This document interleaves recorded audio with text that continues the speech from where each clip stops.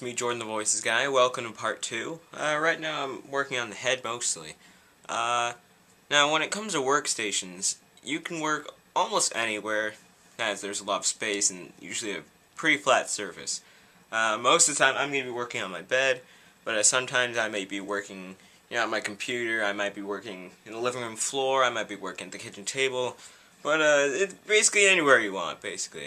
So yeah, let's get started.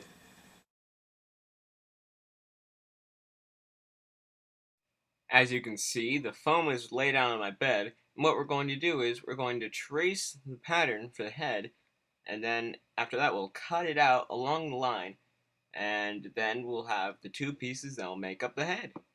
And you'll use the foam to build the head and the body, and I think that's about it, and yeah. So the foam is an essential part, basically. And yeah, let's get started with that. Now right here you can see I'm about to trace the head, and you want to fall right along the cardboard and make sure that you get all of the corners just right, so when you cut it out you know exactly where to glue it and the head will turn out the right shape it's supposed to be. Now when you're getting ready to do the next part you have to flip it over, because sometimes with foam it curves a little bit. You have to make sure that it's even on both sides.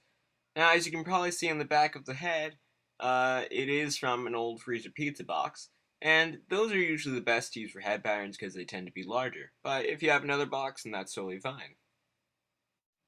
So as you can see, it's time to cut out the two pieces of the head, and I'm using my fabric scissors. Now, this is a time when the X-Acto knife may come in handy. Sometimes people like to use an X-Acto knife to cut out the foam because the scissors can dull. And that's totally fine, but if you do use an X-Acto knife, be sure to have a cutting mat beneath it or some other surface that can be scratched or cut and won't matter, like wood or something like that. Hard plastic would work too. But yeah, you want to cut right along the lines and get into those grooves so that you can glue them, because those are essential to give the 3D shape of the head. What I'm doing now is pinning the two pieces of the head together so I can know exactly where I'm going to glue it and how the head's going to look once it's done. When you're putting the foam together, many people like to use contact cement or rubber cement. Uh, Oftentimes it's hard to find and the noxious fumes are hard to breathe in, so what I like to do is just hot glue them together. It's an easier and cheaper and just safer thing to do than rubber cement. It makes a lot of messes, so I suggest hot glue. And as you can see, I'm pinning the rest of the head together, and that's what the head's going to look like once it's done. What's going to happen is that everything here is going to be fur, and I'm going to make this fleece right here, and I'm going to add foam on to this part right here and make sort of a muzzle, I guess. I'm also going to make holes right here for the eyes, so I can have blinking eyes, and I'll have to make the mouth about this big, and yeah, that's what I'm doing so far. So, you missed me gluing the head, of course, but that's just going along and pressing that together. I'm going to use ping pong balls, and I mounted them on these push pins right here. And I'm doing this so I can spray paint them, but you don't have to do that. It's just something I do to make them a little shinier or whatever. But, if you feel you want to, then by all means go ahead. I'm just going to go ahead and do this ahead of time so I don't have to waste time later. Next is making the shape of the mouth. Now what you do is you take a piece of paper and fold it. You put it right between the top of the head and the jaw, and you want to trace round just to see the shape of what the mouth should be. Now you can change it a little bit, but you want to make sure that the circumference of the mouth is the same. It's hard to see once I'm finished drawing it, but if you do it with a pencil or a marker, you'll be able to see it. So go ahead and try it. Alright, once you've figured out how big you want the mouth to be, you trace it out on some cardboard, or whatever you want to use. You can use foam rubber, or you can use craft foam, you could use some sort of rubber. I personally like to use cardboard. There's all different kinds of cardboard, like there's cereal boxes like this one. You can use like drawing pads or notebooks. That cardboard is pretty good. You can use cardboard from regular boxes, whatever you like. I personally use this because it's stiff, but it's kind of flexible too. And yeah, and after that, we'll cut it out. And of course, fold over the duct tape.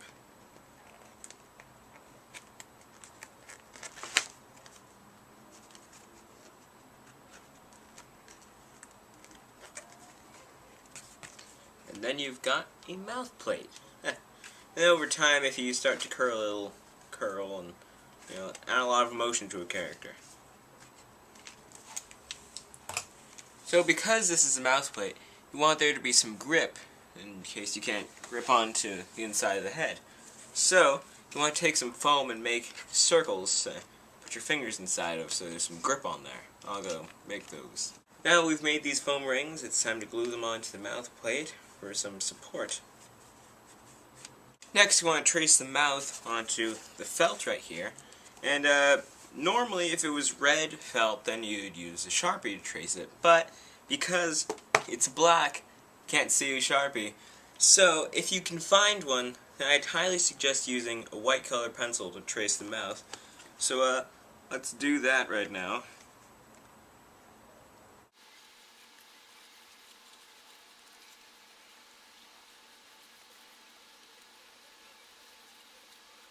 Now before you pick it up, you also have to mark the mid marks so you know exactly where to glue down.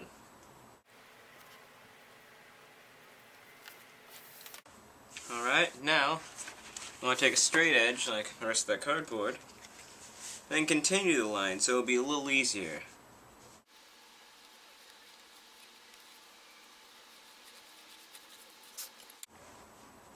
And there we go. Alright, so now I've started gluing down the mouthboard to the foam. So what you want to do is put some glue right along the edge of the cardboard, spread it around a little bit, and then press it down with a little bit of foam over the edge so that it's not too hard when you pull the fabric over there. And you press it down with your fingertips, make sure that it's fully dried, and then lift up your fingers and there it is. Right, and then you're going to do that around the entire mouthboard and the foam until the whole mouth is secure, and we'll see what that looks like.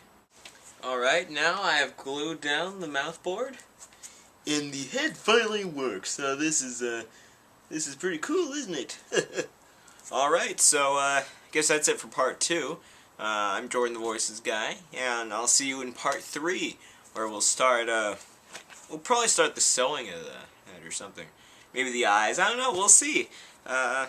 See you guys later.